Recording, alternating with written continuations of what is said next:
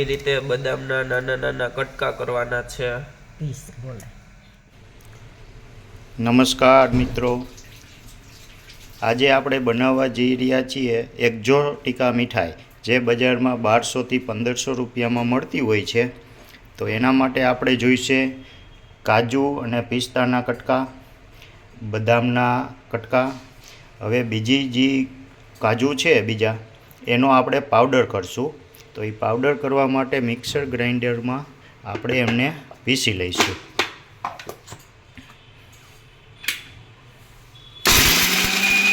એ રીતનો આપણે પાવડર કરી લીધો છે, બરાબર છે.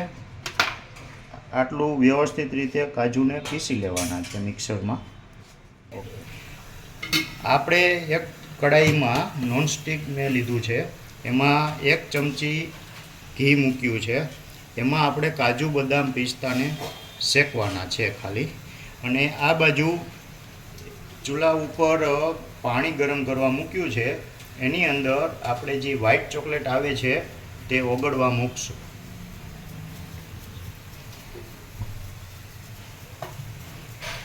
થઈ રહ્યું આપણું ઘી થોડું થોડું ગરમ થઈ ગયું છે. હું આ ચોકીમાં ગરમ ઘી જે છે તે થોડું ચોપડી દઉં છું, જેથી કરીને આપણને પીસ કરીને કાઢવા ટાઈમે દિક્કત ન આવે. આપણું ઘી ગરમ થઈ ગયું છે. એની અંદર આપણે હવે પહેલાં બદામ નાખશું.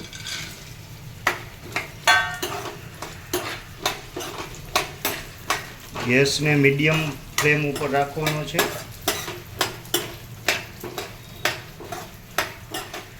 હવે એમાં આપણે પિસ્તા અને કાજુના જે કટકા કર્યા હતા એ પણ નાખશું.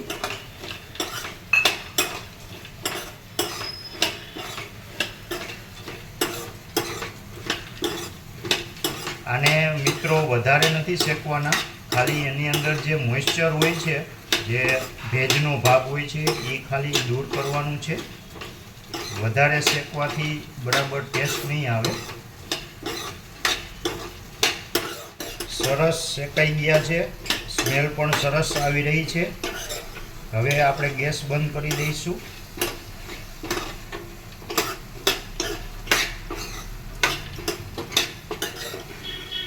હવે આને આપણે એક અલગ વાસણમાં કાઢી લઈશું.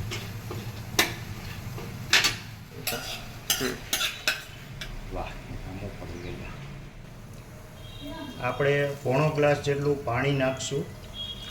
એમાં આપણે ખાંડની ચાસણી બનાવવાની છે. મેં 200 ગ્રામ કાજુનો પાવડર કર્યો છે, એટલે આપણે ખાંડ પણ 200 ગ્રામ લઈશું.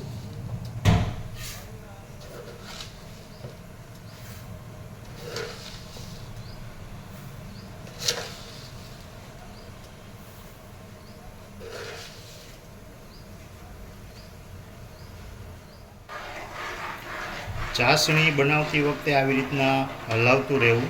અને આપણે એક તારની ચાસણી બનાવશું. અને તમે મારો વિડીયો આખો જોજો, એટલે બધું માપ સહિત આવી જશે, કારણ કે હું અગાઉ બધા માપ તમને નથી કહેતો.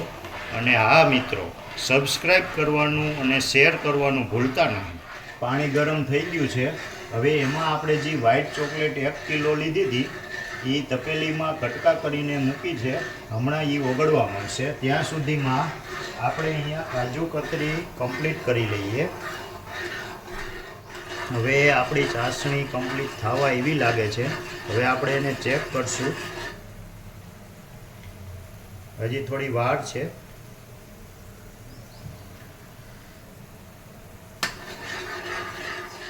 હવે આપણી ચાસણી ઓલમોસ્ટ કમ્પ્લીટ થઈ ગયેલી છે.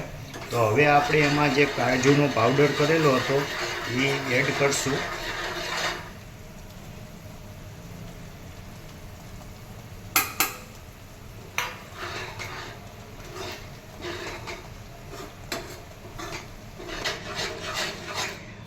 હાલો, હવે આપણું આ મિક્સચર કમ્પ્લીટ તૈયાર છે. હવે આને આપણે બીજા એક ચોકીમાં કાઢી લઈશું અને ગેસને બંધ કરી દઈશું. કાજુ અને બદામ પિસ્તાના જે આપણે કટકા કર્યા અને જે ભૂકો થયેલો હતો એ ભૂકો આપણે ચોકીમાં પહેલાં નીચે પાથરી દઈશું.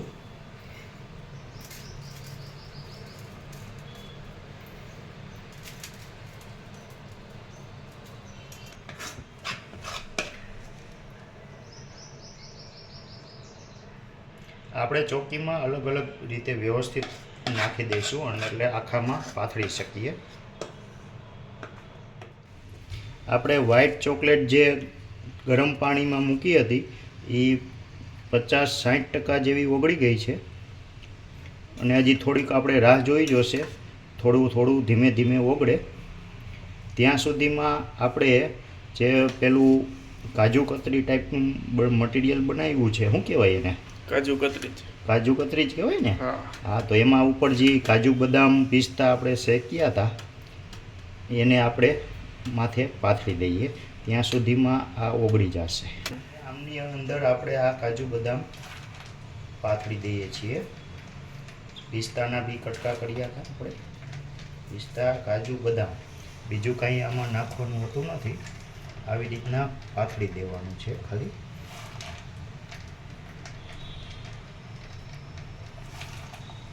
પણ વ્હાઈટ ચોકલેટને એક બીજા તપેલીમાં મૂકવાની છે, ડાયરેક્ટ ગરમ નથી કરવાની. જો વ્યવસ્થિત રીતે ગરમ છે અને હમણાં હીટ ટ્રાન્સફર થઈ જશે એટલે આપણી ચોકલેટ ઓગળી જશે. આપણી ચોકલેટ ઓલમોસ્ટ ઓગળવા જ આવી છે. થોડું બાકી છે, એ હમણાં ઓગળી જશે. ત્યાર પછી આપણે જે કાજુ કતરી ઉપર જે આપણે ડ્રાયફ્રૂટ પાથર્યા હતા એની ઉપર પછી આને આપણે પાથરી દેવાનું છે અને પછી થોડા જે ડ્રાયફ્રૂટ આપણે વધ્યા હતા એ એની ઉપર નાખી દઈશું. આપણી આ વ્હાઈટ ચોકલેટ હવે કમ્પ્લીટ ઓગળી ગઈ છે, તો એને આપણે આ કાજુ કતરી ઉપર પાથરી દઈશું. એના માટે પહેલાં પાણીમાંથી તપેલી કાઢીને પછી થોડી સાફ કરી લઈએ, કારણ કે એમાં નકર પાણી પડશે. ગરમ નહીં લાગે.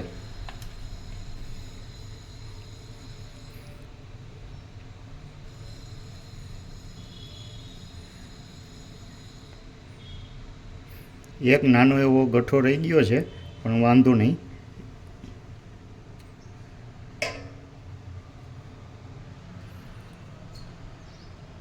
કાજુ બદામ પિસ્તાના થોડા પીસ વધ્યા હતા એ એડ કરી દઈશું.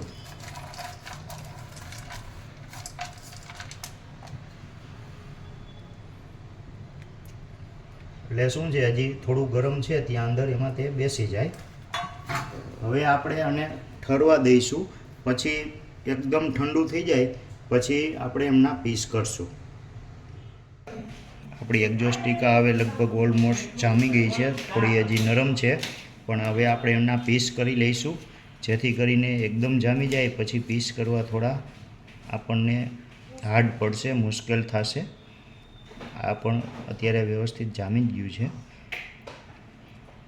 છે. હવે નીચેથી પેલું કાઢવું જોશે, વજન भी जाजो देना पड़ेगा.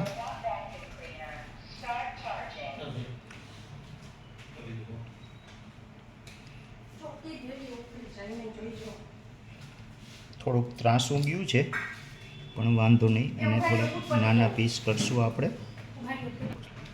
તમે આવી રીતના ફૂટપટ્ટી જે આપણે સ્કેલ હોય છે એને આવી રીતના રાખીને આમ કરી શકો છો, જેથી કરીને તમે એકદમ સીધા કાપા કરી શકો. હવે આપણે બીજી સાઈડથી પીસ કરી લઈશું.